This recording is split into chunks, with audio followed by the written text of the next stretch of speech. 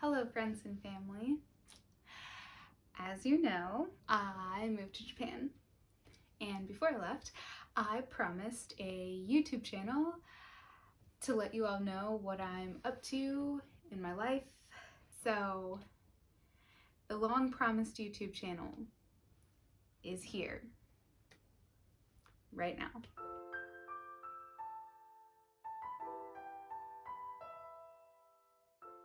I moved to Japan on the JET program. The JET program is like a recruiter. They hire ALTs, or assistant language teachers, and help the Japanese government place the ALTs in schools all around Japan.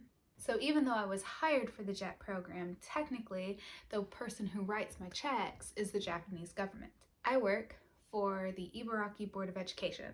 So I teach in a high school, and high school ALTs are usually contracted by their prefecture's Board of Education.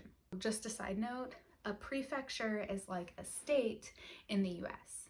So if this was America and I lived in and worked in, say, California, then I would be contracted, or I would be working for the California State Board of Education. If I was a middle school or an elementary school ALT, I would work for the city. So in the California example, I would work for like the San Diego Board of Education. And I know that America has districts, but this is just for like a comparative example. So let's go back 7 months to the end of July, like July 30th or July 31st or something like that. That's where my journey started. Early in the morning, my family drove me to the airport to see me off on my journey. We fly out from Denver. There is our contact from the Japanese consulate there to make sure that we all get there. So she has like a list of our names and she's like checking us off as we arrive. So we go through, we get our tickets and everything. We meet with her real quick. She just checks our name and sends us on our way to board our flight from Denver to California. The flight from Denver had a lot of jets. Well, it had 40 of us. And we would meet up with other jets from a different consulate in California and fly out. We ended up going to our international flight check-in.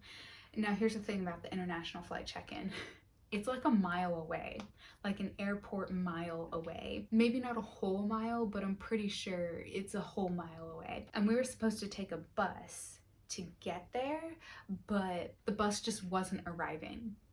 Like we missed it or something, I don't know. We waited for the bus for probably like 15 or 20 minutes, and then we all just decided we'll walk there.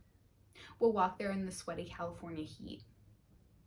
And it was miserable, and I was sweating everywhere. And as we are walking outside, I am looking inside through the windows, and I'm like, I think this connects the whole way down. Like, I think you can walk inside where there's air conditioning. But I don't say anything for like 5 minutes. And then I say something to the person like in front of me, and the person behind me hears me too. And the person behind me was like, yeah, I was looking at that and I was thinking about that too. And we all kept walking in the heat until we got there. Oh, we were so sweaty. Like, I was looking around for a napkin to wipe myself whenever we walked in. We were all sweaty though, and I'm like, we're like taking our sleeves and like wiping ourselves off like as indiscreetly as possible because it is hot and we don't care. So we check in, our bags get weighed. My bag was exactly at the weight limit, both of them. Lucky. We take our flight, and it's like a 12-hour flight or something. And they gave us food twice. The first meal was actually pretty good. It was my first time having Japanese-esque things. Since being in Japan, it pales in comparison to actual Japanese food, but I mean, it's plain food. I got like the allergy safe meal, and the second meal was fish. It was fish both times for me. And the second meal was like pungent. It was so volatile that I didn't eat it. Like I like took a small bite of it and I just like closed the package and like tried to bury it. Ugh. Anyway, for the first meal of the flight, I was mostly just listening to music. After that, listening to music and like somewhere between sleeping and not really getting restful sleep is the state that I was in for most of the flight. After the second meal, I started watching The Harder They Fall. Good movie. And then I think I honestly don't remember what happened on the flight. It was long and really short at the same time. It was restless. So we flew into Narita Airport. We get our visas at customs. The man didn't really speak English, but he was really nice. It's not like I was the first foreigner he had ever seen in his life. After that, we got on buses and headed off to our hotel in Tokyo. The cityscape of Tokyo, because the sun was setting as we were driving in, was really cool. And I'm not usually one for cityscapes, but I appreciated this view. By the time we drove in, it was just pitch dark outside.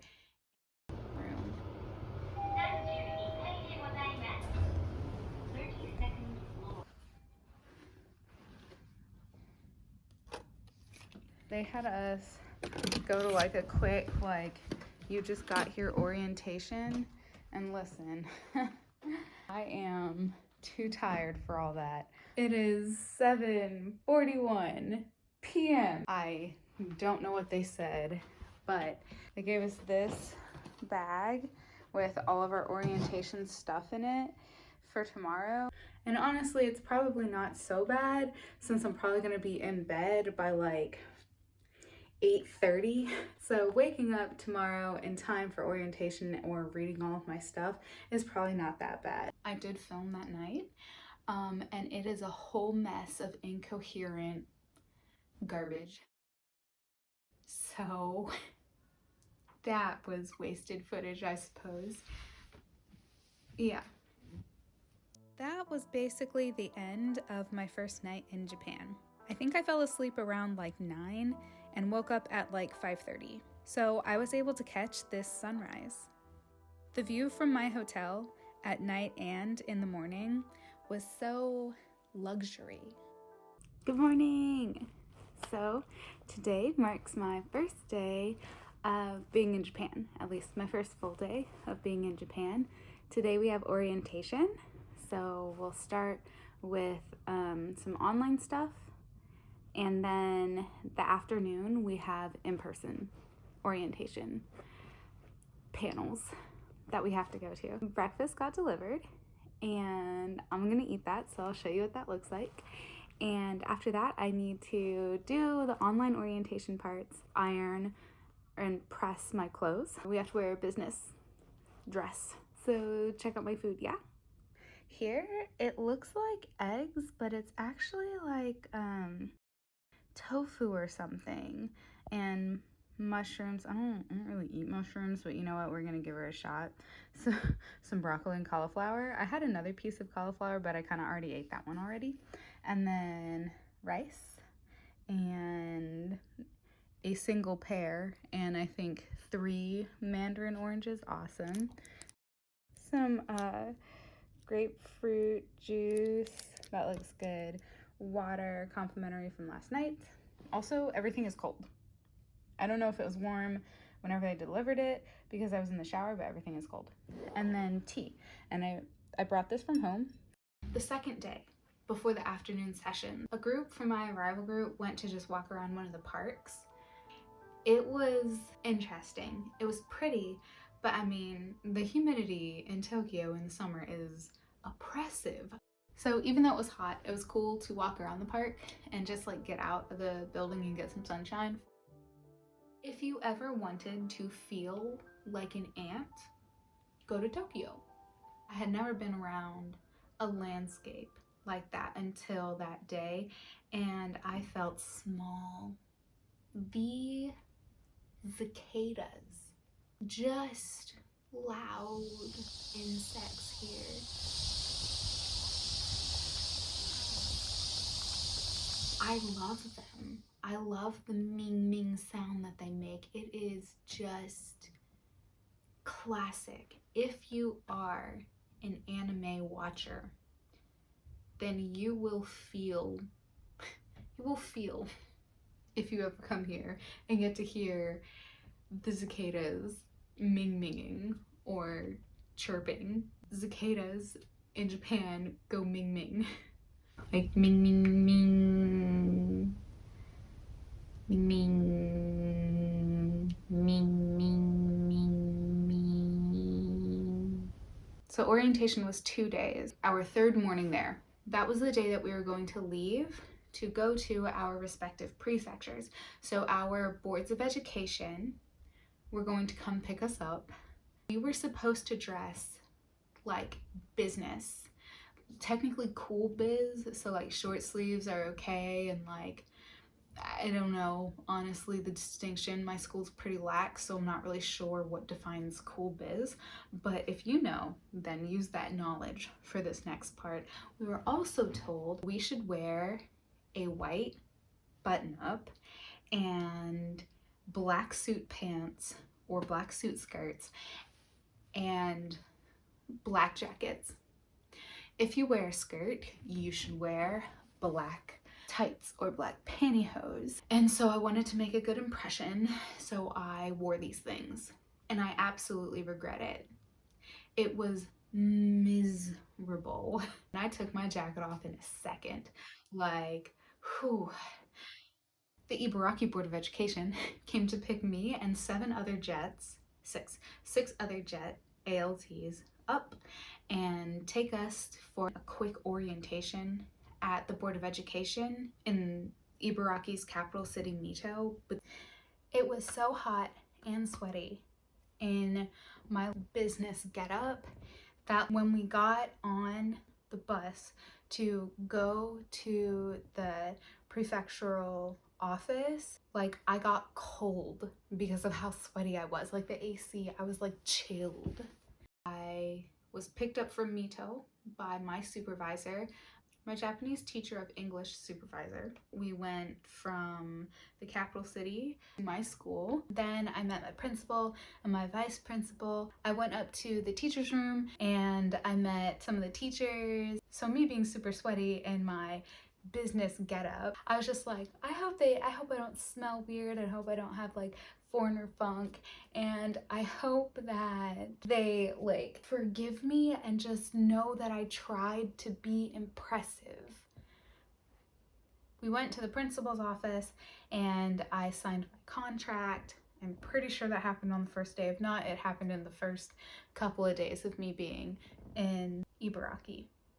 I'm pretty sure that's all I did my first day. I think then I checked into my hotel and that was like it for the day. Like, oh, I went to dinner with my would have been pred but ascended to teacher, and then I went back to my hotel.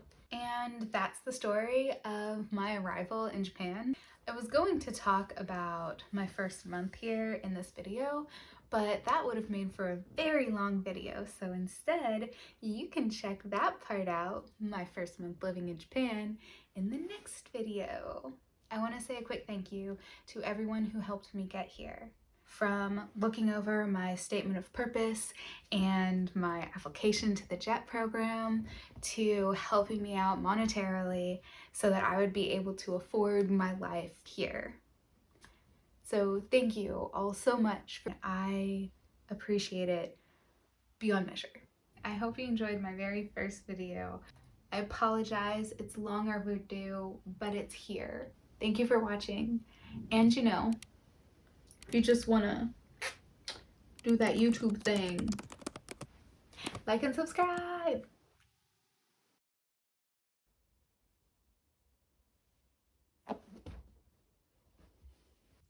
You guys want to see my smashed muffin? Check this out.